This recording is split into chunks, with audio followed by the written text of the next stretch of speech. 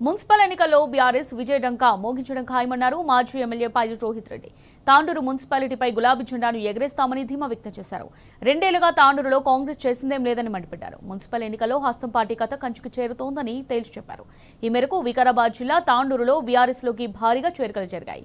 మాజీ కౌన్సిలర్లతో పాటు కాంగ్రెస్ క్యాడర్ పెద్ద ఎత్తున రోహిత్ రెడ్డి సమక్షంలో గులాబీ కండువా కప్పుకున్నారు.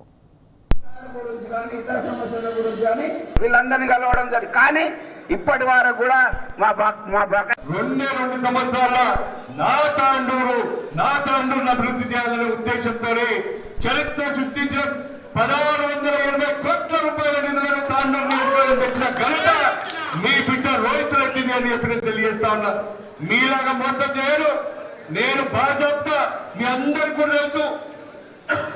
ప్రతి ఓటుకి ₹1 కోటి నిధులు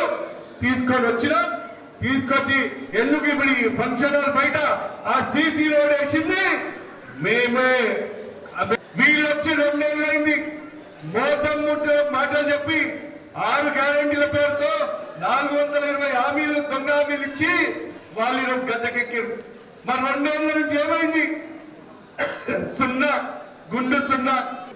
నేను ఒకటే అంటున్నా, మనోహర్ రెడ్డి నువ్వు ఏమి చేసుకున్నా నా రైటు నా లెఫ్ట్ చాలా గట్టిగా ఉన్నావు. నువ్వు వచ్చి కాలు పట్టుకున్నా నేను రాను అనే విషయాన్ని నేను తెలియజేస్తా ఉన్నా. వీళ్ళెవరిని కూడా ఏం చేయలేవు. నీకేం కథమైంది? నీ దుకాణం బంద్ చేసుకో.